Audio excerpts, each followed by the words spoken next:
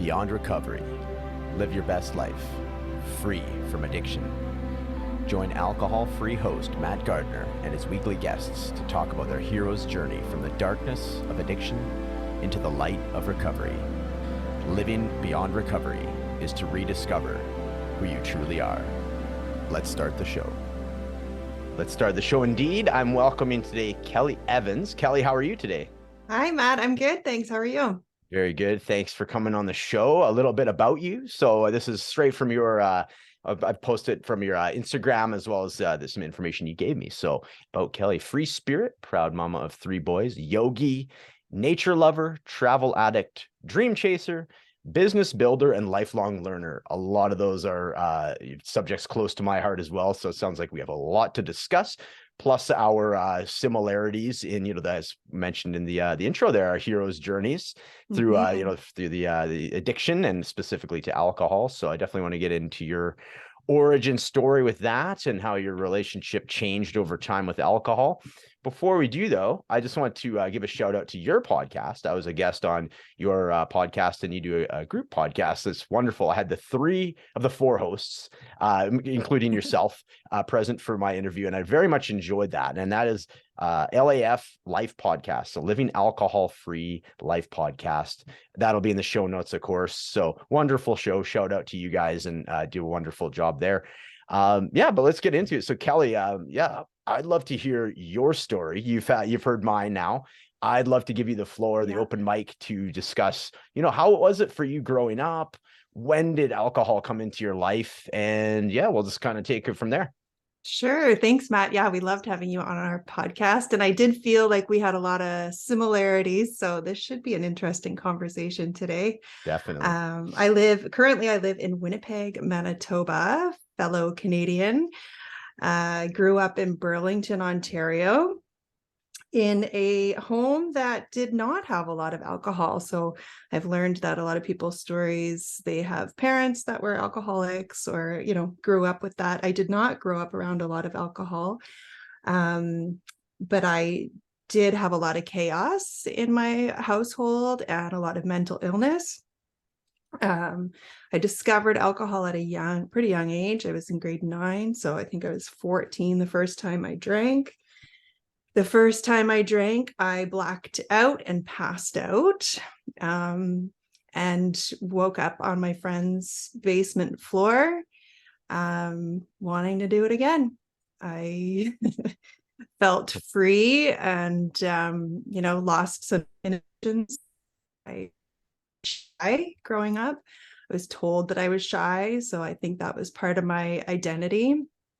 And like a lot of people with alcohol, it was like that social lubricant. I felt more free, and I turned into the party girl. High school was pretty much every single weekend blacking out. At the same time, playing lots of sports, having social life and boyfriends, and all of that. Yeah, that's so super relatable. Even the age was very similar for me when I started very much getting into it every weekend, every other weekend. So, as soon as you said that, I was like, yeah, that perked me up for sure. Also balancing, it's funny to think. I want to see what your opinion is on it. Being able to balance like sports and other things that you do as a teenager, where meanwhile I was a lot more resilient back then if I tried doing something like that. And that was part of the story, right? The deterioration of being able to like hold up these things that you have going on as well. So that, and then as well, the idea of identity. I'd love to, get into a sort of a topic or a side conversation about that, right? How that started affecting you. You're the shy kid, and then you transferred into the party girl, right? And so you have these labels that you're perceiving are getting put on yourself, or perhaps you're putting on yourself. So let's just start with the whole idea of like balancing a few different things. So did you find that it was affecting your ability to do these sports or affecting any friendship at that point in time? No, like you said, that resiliency when you're young, you can pretty much, your body can handle anything. I think I had a therapist say to me once, like you can pretty much do anything you want. Your body in your teens and 20s. Your 30s, it starts to catch up with you. And 40s, you're like, oh my God, what is happening? And things start to show up. And that's exactly what happened for me. But yeah, it didn't affect, I still, I always worked. I had my first job when I was in grade 9. I worked all through high school and, partied and played sports. I wasn't that great of a student. I'm not, the type that wants to sit down and sit still and listen to somebody. I like to learn in other ways. But yeah. Yeah, it's interesting. Yeah, and thinking back to that time in high school and all that, where it's like, and even when your first job, I'm curious how that was for you. Like it was so much a part of a culture for me in my first job. My first job being like I'm dating myself, but the late 90s when I'm starting work, and there's so much of that in the culture, partying after work, partying during work. Sometimes it'd be like, we'd have a bottle in the freezer or the cooler or whatever, right? Yeah. So was that like for you as well? Was it very much accepted in a lot of the different social settings and even your work setting at that time? Yeah, well, I remember going to work, hungover, and here's dating myself too. I worked in a video store. I remember, video rentals, Jumbo Video. Tremendous. And being just so hungover and like, just turning around at the front counter and throwing up in a trash can, just real classy stuff. Yeah. And then by the time I was 18, 19, I was in the restaurant business. And that is a whole scene of, we were drinking, draft beer in our coffee mugs while we were on shift. Yeah. And then after shift, just getting completely hammered together. That's the culture, I believe it still is. That's the culture of the restaurant biz. Yeah, absolutely. And you talked about like it's an often used phrase, like the social lubrication, and I was a shy kid too, so when I'm hearing bits and pieces of your story, I'm like, man, I'm hearing my story and yours big time.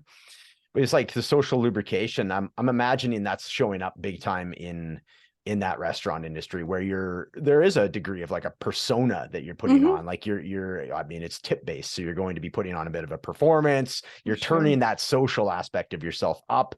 If you're already a shy person or shy kid growing up, that must've been, quite the experience for you to, be using that to essentially get out of your shell as you probably viewed it at that time. So yeah, I can imagine how was that, getting into your 20s then? Like, how long were you in the restaurant industry before you moved on to doing something else? Were you in that industry for a while?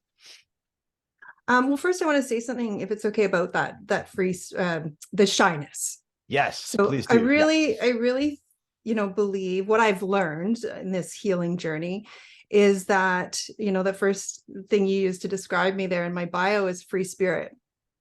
So I was raised to not have that free spirit. So I'm 48 years old. I was born in 1974. So that generation of parents, it was still that, better to be, what is that saying? Better to be seen and not heard, yeah, right? So sure. We were good girls if we were quiet. Yeah. And didn't, make a big fuss. I'm one of 4. I have 2 siblings. I had 3 siblings. My brother passed away. But that free spirit, I guess you could say I was not allowed to live that way. So that, I think I'm very intuitive. I know I'm very intuitive. So maybe that definition of shyness my parents gave me because I was reading people.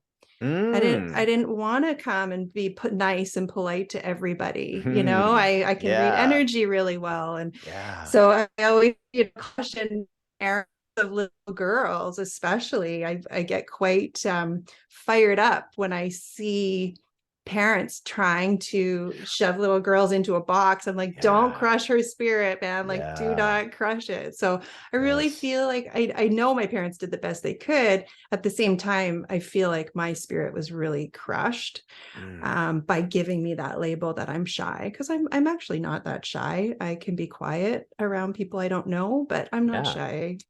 I love that. Yeah, I love that, like that distinction, right? It's Mm-hmm. yeah.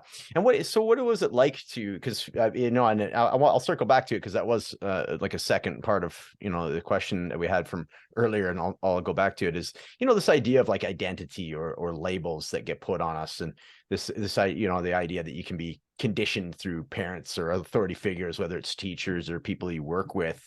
Mm-hmm. How much of that had an impact on you that early on, like how, specifically with your inner dialogue, I'm interested with that. Like if you're hearing your mom say in certain situations, like, no, don't speak up at this point, be seen, Mm-hmm. not heard. Like how much of that showed up in your growing up?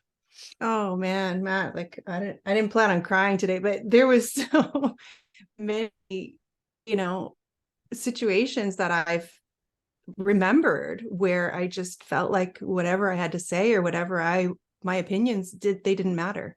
Mm, man, that's tough. That's tough. Yeah. My I guess the $1 million question for me is, how did you find your voice and how did you get to the stage that you can, because the way I know you right now, I mean, I can picture it, but at the same token, my interaction with you is you've been very warm, open. I definitely would never classify you as shy. You know what I mean? I thought I felt a strong connection with you right off the bat from that, that panel interview. I still felt very connected with you. So Right. where was it along the way that you were able to do that healing? What was part of your journey that allowed you to just drop that label of the shy one or change your identity to Mm-hmm. something that was closer to in line with what you truly feel inside?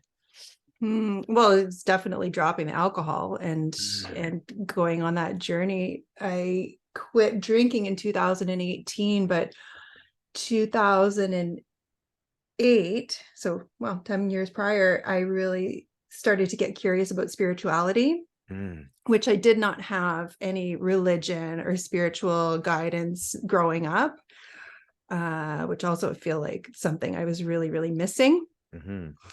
And just really understanding that, I am who I am, and it's okay to be different, and it's okay to learn a different way than other people learn, or have different interests than mainstream things. But really, ultimately, you know, it was putting down the drink Yeah. that cleared everything, cleared the way for me to figuring out who I actually am. Yeah. Yeah. Well, let's get into that too. So 2018, congratulations on that. Thank you. What month was it? I just want to make a note of it. February 5th, 2018. We were talking There we about football go. before we started Yeah. recording, and my Yeah. last day of drinking was at Super Bowl Super Sunday. Bowl. Okay. Yes. Yes. There we go.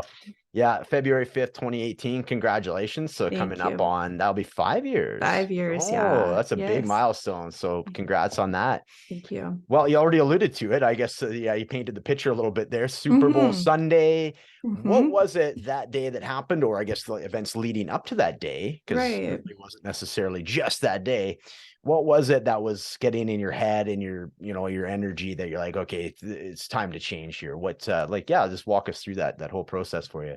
Right. So growing up, I ended up in the restaurant business and then got married really young. I married somebody that I was off and on again in high school. So I was only 24 when I got married. And then we, started a family. I started a business in 2005. And it was a business that could be very part-time. I wanted to stay home with my kids, be a stay-at-home mom. And we couldn't financially just have one income, so I did need to bring in some money, so that's why I started this little part-time business. And then in 2006, a year later, I decided to really build the business, and had a lot of support from my spouse. We basically built it together. In the meantime, I was raising 3 kids, big life, huge goal chaser, hunter.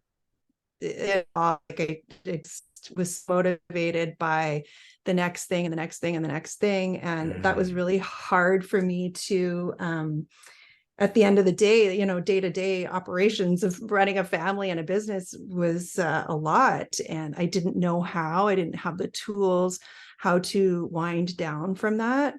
So I really got caught up in something I talk about a lot, is the mommy wine culture. So we are taught to, have this super intense life, like go for it all, strive for it all, make sure everything looks great in your life. But how do you, it's impossible. It's not possible if you don't have the tools. How do you manage your energy and rest and so it was the wine at the end of the day that really was part of it. At the same time, we were traveling lots, so vacations, that was a whole different drinking thing. That was like blackout, disastrous stories, embarrassing, shameful moments on vacations. And then we also had a cottage. So that was another, way of drinking that was perfectly acceptable to drink, during the day and into the night. And, so all of that for my whole marriage, and raising my family. And it just really started to me in 2017. I had a business coach for most of the year. So for 10 months out of that year, I had a business coach. And here I was thinking, I'm a mentor and a business coach myself. And so here I am thinking, I'm going to hire this guy to help me develop these other people. And really, if you've ever done anything like that, or if any of the listeners have ever done anything like that, the first thing you do is start looking at yourself. So he was able to shine a light on these, really toxic behaviors that I had. And I never actually admitted to him that it was alcohol that was holding me back. I used to, not be so truthful and say to him, we stay up late at night and, we wind down at the end of the day together, stay up late at night. I was waking up every morning, Matt, saying to myself, this is one of the activities he did with us. He said, your self-talk, what do you say to yourself the most? And what I said to myself the most is every morning I would wake up and say, what the fuck is wrong with you? Because I was in this cycle of basically breaking promises to myself. So I'm not going to drink today, or I'm not, making all these rules, and we're only going to drink on weekends, or we're only going to drink if we go out with friends. And we broke the rules every time, all the time.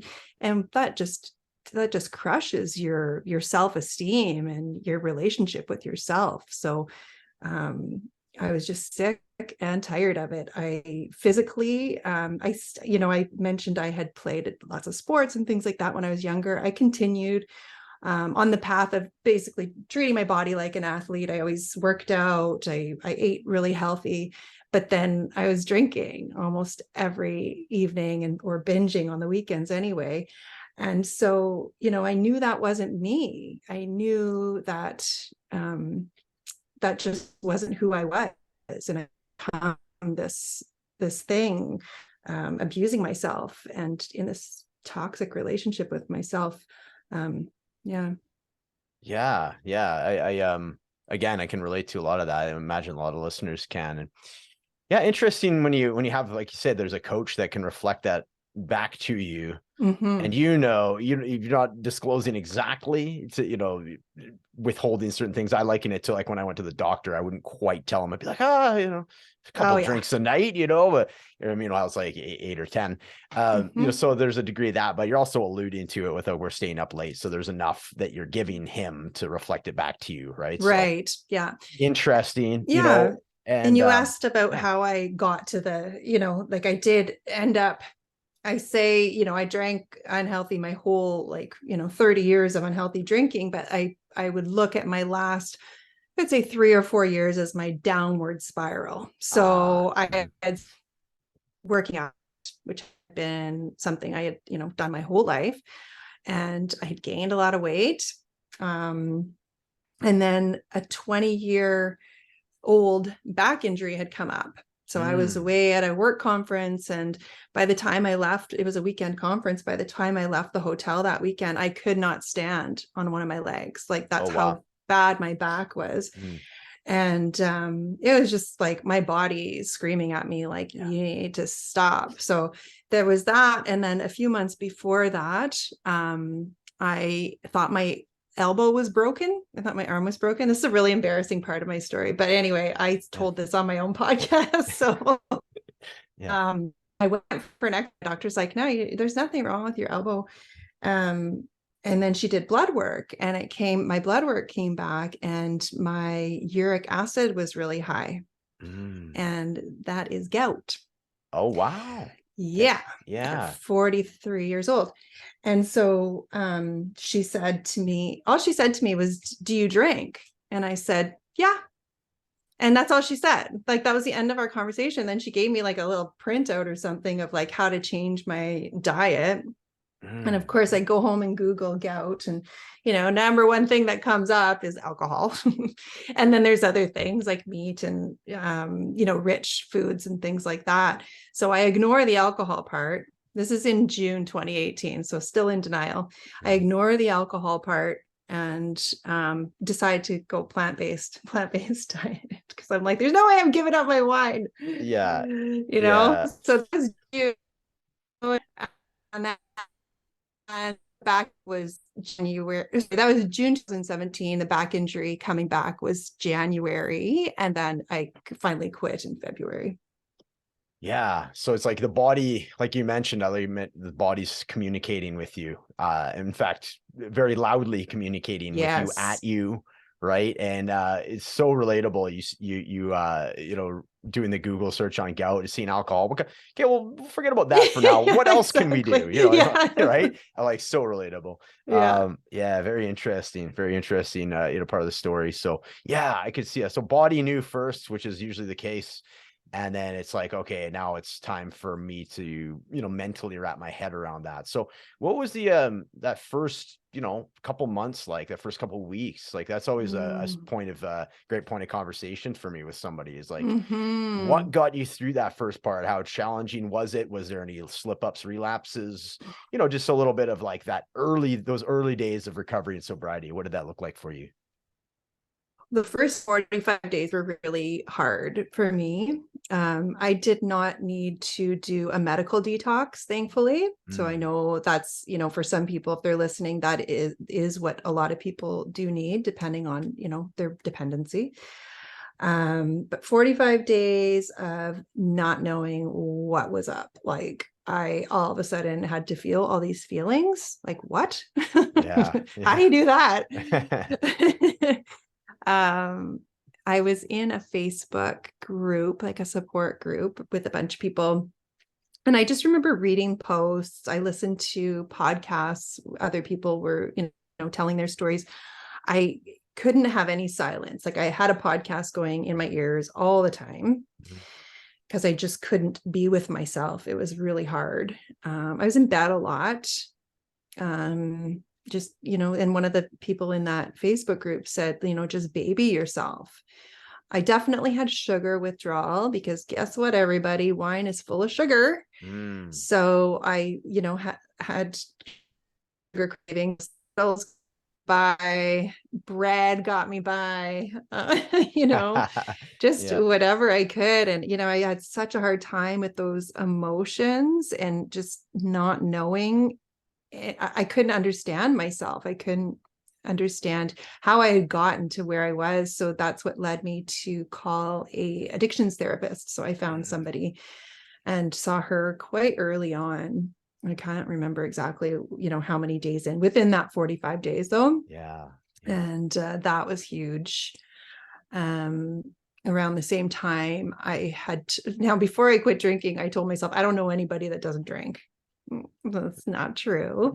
I'm like, ding, ding, ding. Somebody I work with had gone through AA. She's the same age as me, but she had gone through AA in her 20s. So I called her and asked her to go for coffee. And I told her, where I was at, and that drinking had become such a problem that I needed to quit. And she was super supportive and brought me to a meeting with her. And, those two events, sitting in my therapist's office and sitting in a church basement, classic, like what you see in the movies. Yeah. that was huge for me, just to be like, okay, this is me. Like, this is where I got myself. So Yeah. time to put on your big girl panties and figure Yeah. your shit out.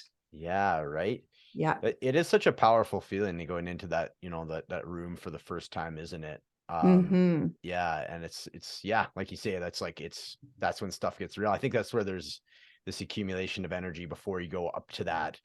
Because I think there's something inside us. I don't know, I put words in your mouth, but I knew there was something inside of me that as soon as I went through that door, there was no turning back. You're Yes. right. There wasn't like, I can't just dip my toe in the water. At that point, I'm jumping into the pool of, Mm-hmm. in that sense. So I Mm-hmm. imagine it was the same for you by the sounds of it. It was.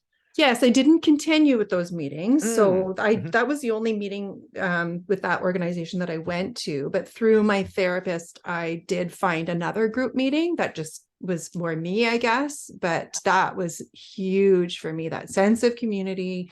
And I was committed. Now they had 3 meetings a week, but I was committed to going to 1 meeting a week, working around my kids' schedule and everything. And that was just huge for me, hearing other people's stories and feeling that sense of community, because really, the people in your life, or the people in our lives, unless they've this thing, they don't know, like, be supportive as they can be. But I think it's being in those rooms with people that have felt the same way or struggled the same way. It's like there's that common thread Yeah. that just kept me going back every week. Very cool. That's great advice too. Some people that are listening and perhaps haven't gone to one of these rooms and be afraid, when you get to that stage, and same thing with a counselor or a coach or anything like that, there are other ones out there. So if there is a room or a connection that's not quite there with a therapist, by all means continue looking. And it sounds like you did that. And that's just something, Yes. it's like, how would you describe it? Was it sort of intuitively you knew, feelings wise that it wasn't the right fit, or like, how did you know it was the right fit for you, whether it's a therapist or a support community? It's a good question. Yeah, I think that honestly, it was just the location. My Oh yeah. friend Yeah. didn't go to those meetings regularly. She, brought me to this one. It wasn't close to my home. And just knowing that my therapist recommended, she was friends with the person who was running these other meetings, that really helped me. It took me a few weeks to go. I remember having the information Yeah. and being like, okay, I gotta go. Maybe this week, maybe this week. So it did. Yes. Yeah, it takes a lot of guts to do something like that, Sure. but it's such a important part of my journey for sure. Very cool. I'm glad that we landed on that and talked about that, because Mhm. that is such an important part. There's a few topics that I was Yeah. just jotting down as we were talking here. I'd love to run through some of these. The first thing is like energy. I know that protecting your energy and just your energy, and specifically, perhaps being a lot more conscious about it these days than you were before, where it was showing up as not being able to wind down without wine or different things. You Hmm. weren't really sure how to guide your energy, and you've very much gone the other way now with you're into like Reiki and yoga. Hmm. When did those show up for you, and how has that changed your ability and your awareness around your own energy? Hmm. Well, I found yoga the month before I quit drinking, actually. So Oh, I was already on that path. cool. I guess I was trying my relationship with alcohol before I finally quit. But I went to my first yoga class in January 2018. Cool. And that was another thing, same feeling as going to that first meeting, lots of anxiety. I never thought that, I would do yoga. I was like a super intense, gym girl. Like, I'm not doing yoga like those people. Yeah. And now I'm a yoga teacher There you go. 5 years later. What happened? Right. Right.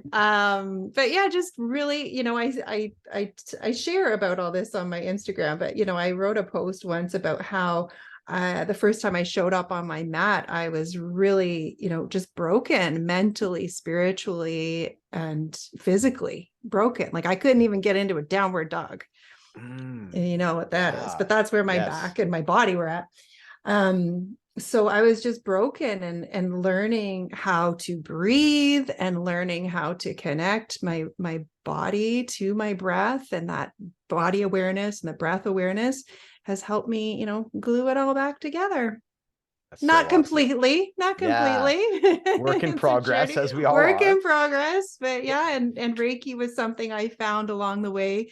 A friend had recommended somebody, and I had somebody come to my house a few times, pretty regularly for a little while. And my experience with Reiki was incredible. It, Mm. helped me clear a lot of things. I learned about in our body and how to kind of manage that, and now I'm a Reiki practitioner too, so I'm doing that and helping people find that within themselves too. Very cool. And it's funny to think, like you said, 5 years ago, if you told yourself from 5 years ago, this is what you'd be doing. Like, no, No. I'm good. Like, no, I'm gonna keep, I, going with the wine and the gym. Thanks. Right. And it's that's like, right. Yeah. so quite funny. Another thing that came up that I'm wondering if this has changed in your life, and this is a big thing that's been for me for the last like year and a bit, is you mentioned like probably from around the 2005, I believe you said, where you started that business, and specifically getting into like those final years, like the 13 to 17, where you just felt like it's one thing after another, goal after goal after goal, and goals are Mm-hmm. great, but did you find that you were losing sight of enjoying as I say, the journey as opposed to the destination? Were you too destination focused and were finding that you weren't enjoying the journey? Did that show up in your life like that? And if so, how has it changed nowadays? Well, I call it hustling for worthiness. Mm. Yeah. Wow. It's a It's powerful. thing, because that's the thing Yeah. in our culture, right? Yeah. Big time. The way I describe it is that I was so focused. I was just talking to somebody about this today, a Reiki client actually, so focused on my outer world Mm. and Mhm, what that mhm. looked like, and the next thing and the next thing, like, oh, now we can buy Yeah. a bigger house, and now we can buy a cottage, and now we can go on this trip, and Yeah. so focused on the outer world that there was nothing with my inner world. I had no Mm. spiritual practice. I Mhm, didn't know who mhm. I was. You get those Facebook memories, and I look back now at some of these Facebook memories of, just say me at a conference or something like that, and like, who was she? Like, who was I trying to be? And it wasn't me. My hair was Yeah. different. I was getting my nails done, like all these things. Yeah. And why was Yeah. I doing these things? Because everybody else was doing them. Like, Sure. it's crazy how, we're watching everybody else and we're kind of trying to mimic what's going on Mm. social media or wherever, the people around us. But really, I had just completely lost touch with the insides. Yeah. Wow. That's powerful stuff. So I know for like I do yoga as well, and Oh, good for you. got a little bit into Reiki. Like I understand the concept of it. I Mm-hmm. love the idea of it. And as you know, I'm into like sound healing, so they go very hand in hand. Yeah. Um, I imagine like with your yoga practice and getting into both Reiki and yoga, is that where you found that inner world, or has it been a slow burn? The other thing I'm going to mention too is I noticed that you mentioned on your Instagram that you're a big fan of words, and your idea beforehand of being like very derogatory to yourself with your Mm-hmm. inner dialogue. So I guess just all of that together as like an inner world question, or just a topic that we can go into. Mm. How has that changed? And what has been the change of that? And let's start with words. I love the idea of words mattering, and like the inner dialogue. So let's start with that. How has that changed for you? Mm-hmm. Oh, well, just that, that one coaching session just brought such awareness to me. And I was speaking with a group of women a couple of weeks ago, and, what we say to ourselves is, if you put a friend or one of your children or, somebody you love in that same position that you're in, and say what you say to yourself to that person, you would never say it. Like, what are you thinking? What's like what I said, what the fuck is wrong with you? Like, you wouldn't Yeah. say that to somebody who's struggling with something. Why do we speak to ourselves that way? Really, really, really huge practice for me. Like, my top 3 practices is journaling. I Mm, write mhm, mhm. a lot. Very cool. A lot comes out for me in there, and just, not having any expectations, just sitting down and carving out the time every day to sit down and write. When you write, is it, I like how you say no expectations. Do you circle back to what you wrote about, or is it just a matter of just getting it out and now it's you've cleared it? Or is there certain, like, yeah, I'm always curious by that. Like there's definitely some things that I like to flip back to and go, what was I had a good idea a couple weeks ago. So I do kind of combine a little bit of like, circling back to certain things, and also having this idea that I'm just going to write it and it's going to be gone. It's like me clearing something. What is it? How does that show up for you as far as like your journaling style? I don't often go back. Yeah, I don't often go back. I do keep all my journals. I know people have a lot of fear around that. And I always say, like, if you're afraid that somebody's going to read what you're writing, just burn your pages after. Totally. I don't know what I'm saving them for. Maybe some entertainment for my children after I die. They'll be like, holy, she really was crazy. Yeah. But yeah, I don't often go back and read it, but I am saving them. So, the odd time I do, a couple summers ago, or maybe it was last summer, I did start to go back and read them. But no, for me, it's just writing. I write what I'm grateful for and whatever's showing up, really. It's very cool. Really. Yeah, I'm the same way. Journaling is such a huge just therapeutic thing, and I like pen to paper. I mean, typing out is great too. I can type a lot quicker than I can write, but are you a pen to paper person as well? Yes, pen to paper. I have started writing on, on my computer. I do have stuff in my computer too. I have stuff in my notes section. If I'm driving around and I think of something, I will, I write stuff on my phone, but Very it's cool. my journals are, pen to paper. Very cool. Very cool. And speaking of your kids, did you find when you were raising your children, was there any sort of like a pendulum swing with like the way that you were raised? Did you overcompensate and let them just sort of say whatever they wanted? Or did you kind of, by the time you were raising them, you were able to kind of, find that point of equilibrium in between the two polar charges, if you will? How did that how would that show up for you? I think a lot of us are like, I'm not going to do anything the way my parents did, but yeah. So I'm still, my kids will point out when I sound like my mother. Of course they will. Yeah. But no, my kids they have been raised very differently than I was. Most important part of all is that they are allowed to speak their minds, have their own opinions. And one of the comments that we most often get, now I'm not married anymore, I've been separated for almost 4 years, but we're still co-parenting in a pretty good team, but one of the things that we get most often is how different our kids are. So we've got 3 boys and how different their personalities are and their life views and all that. So I feel like that's a testament to us allowing them to just be who they are and be their own people. Yeah, absolutely. My boys. Yes, that's a great gauge of exactly that. Just the way that they've all developed to such different personalities. What is the age difference between the 3 of them?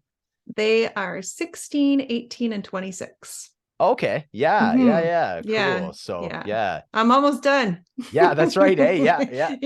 And then that'll be a whole nother chapter of your life, right? Yeah. Very cool. Well, it sounds like you have a lot of like a great foundation over these last 5 years, right? You're doing the yoga instructing, and you said you were doing some group coaching as well, you'd mentioned. Well, I still have the same day job that I've had since 2005. So part of that is mentoring, and business coaching. Yeah. Congratulations. That's a big accomplishment, to start a business like that and to have it run for, what is it? My math. 18 years almost. Yeah. Very, very cool. So congratulations on that.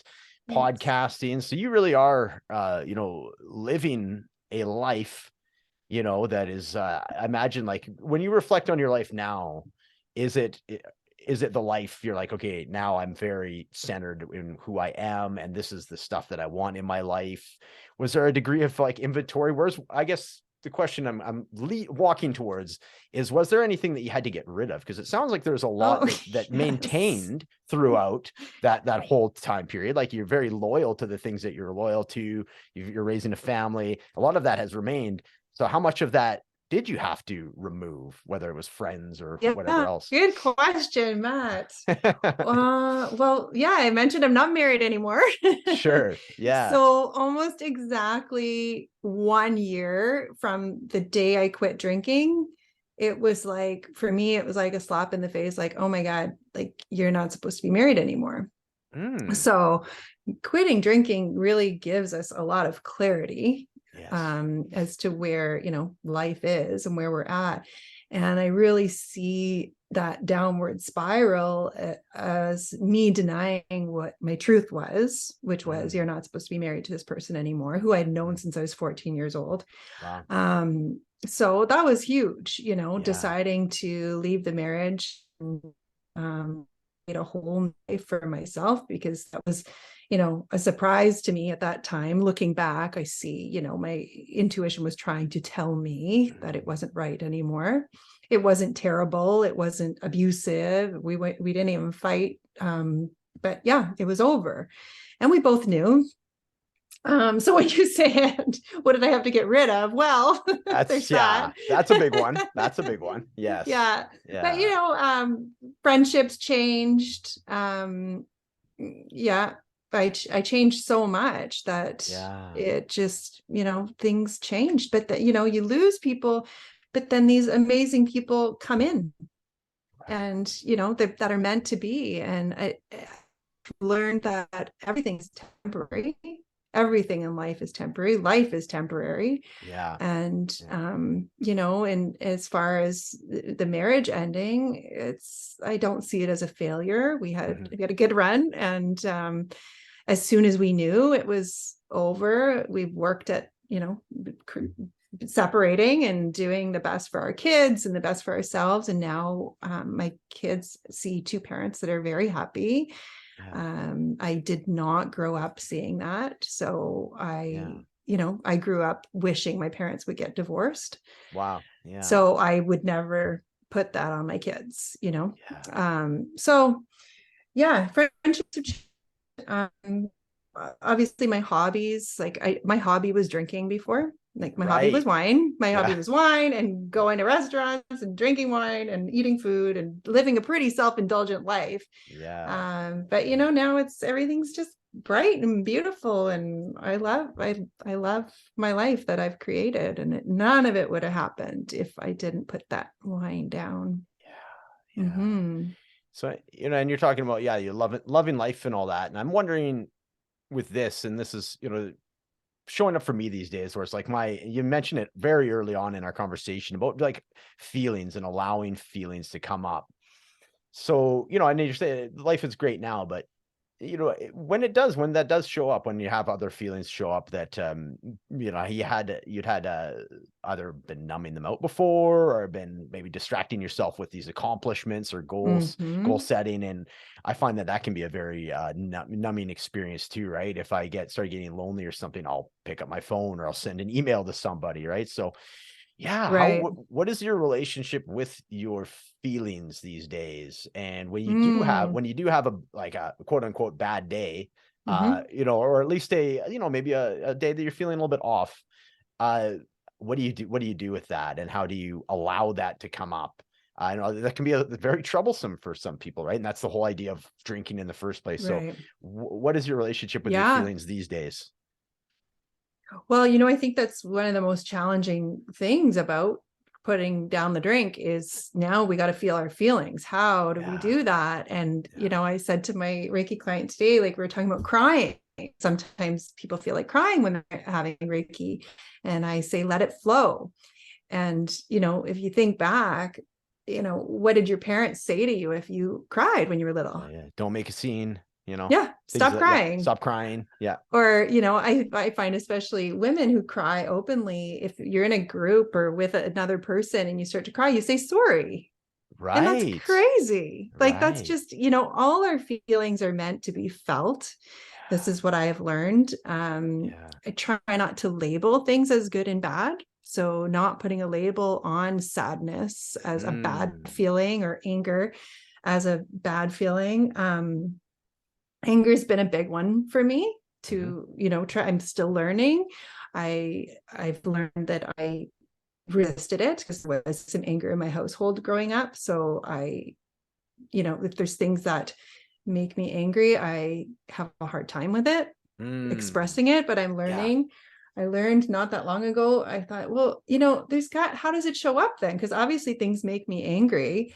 And this is vulnerable for me to say, but whatever, it shows up for me as passive aggressiveness. Yes. So yeah, that was a good little light bulb moment for me to see. And that's really, I obviously have some emotional maturing to do in that department of anger, but always learning, always, feeling, sometimes, shelving things. Obviously it's not always appropriate to express anger in every single situation or start crying in every single situation, but there's that, time carved out for journaling and all of that, like just cry. I find crying very cleansing, really. And I've cried a lot on my yoga mat. It's hot yoga that I do when I go to a studio, so I've definitely had a pile of Kleenex beside me on my yoga mat many times. And I think it's because that's another thing that's temporary. These emotions, they have to come out. If they don't, then they get suppressed, and they stay in our body, and then that's our body holds on to that energy. So they must come out. And that's, I think, a lot of times where addiction starts, is not allowing the feelings to flow and suppressing. So do you think that, I've been thinking a lot about this lately, so it's cool that we got onto the subject. Do you think that like a trigger is something that's inside your body that is one of those emotions that was suppressed and you haven't brought some consciousness or awareness to it? Yes. So, because I'm the same as you, like I'll get angry at something and I don't even really know why. And it might be something that I wouldn't normally make me angry, which leads me to believe that was something else behind it. You know what I mean? That was making me angry.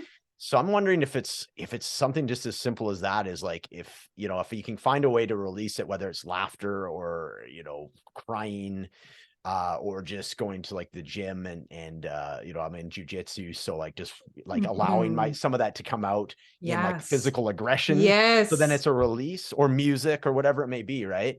And then that's that final, release of that potential, you know what I mean? So I guess the question is, do you think that's what a trigger is just like that suppressed emotion that hasn't been released? Yeah, I think that a lot of times for me, it goes back to childhood. Sure. A lot. And and the opportunities for these things to come up, to be like dating in my 40s, there's a lot of opportunities for these old. Yeah, of course, right? Right? 100%. And that's what I think relationships are for, is to help us heal these unhealed parts of ourselves, right? Yeah, that's a cool outlook. And it often goes back to childhood or something, past relationships, things like that. But I love how you said that about it, coming out in a physical way, whether it's your jujitsu or I know a lot of people in recovery are runners, yoga, dance, just get it out of your body, like just shake, all those things. Oh yeah. The physicality of it, right? There's a lot of books on, the body keeps score and all these different I was going to things. mention that book. Right. On the same wavelength, the whole idea that it's like the body will remember what the mind forgets. So just finding a way to just articulate it and release it. So really cool. I guess the another question that came out of the whole feelings and your own personal development that you've done, how are you with sitting in silence nowadays? Are you still listening to an audiobook or a podcast all the time? No, I can sit in silence, and I find the more that I can do that, the not easier, I don't know what the right word to use is. It puts me in the state of flow.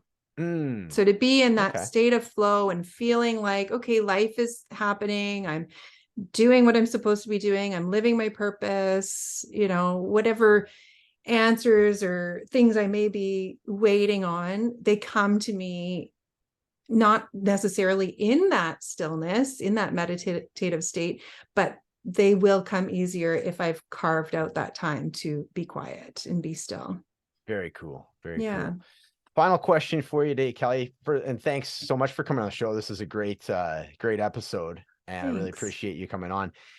You mentioned travel. So as things are starting to open up, and you travel plans, I think are cropping back up in your life. What would be your top 3 places if money was not an object that you would go to, and why? Oh, Costa Rica. Very cool. Bali. Ooh.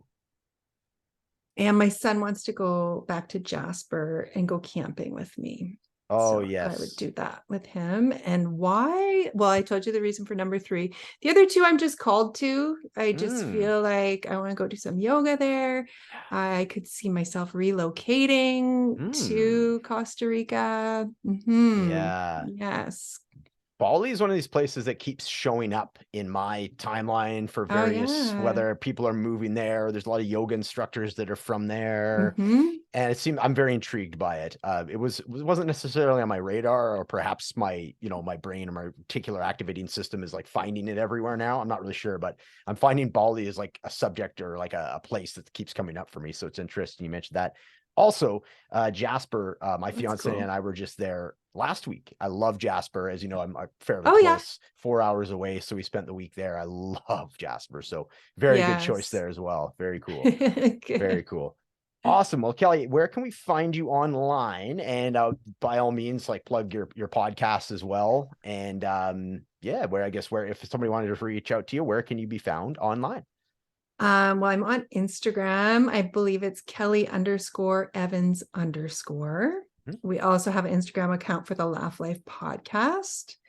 And you'll put these links in your notes because I sure will. Yes, everything will be in there. I'm around, and I like to, post kind of what comes up, and I share my journey pretty openly because I felt pretty lonely towards the end. I thought I was the only one struggling. So that's really what motivates me to help people feel less alone. And anybody can reach out anytime, message me. I'm here.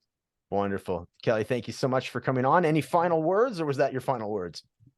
I think that's my feel your feelings, it's a journey, try new things, and it's way, way better on the other side. You couldn't have convinced me of that before when I was drinking, but oh man, it's so beautiful on the other side. Wonderful. We'll leave it with that. Thank you so much, Kelly. Thanks, Matt.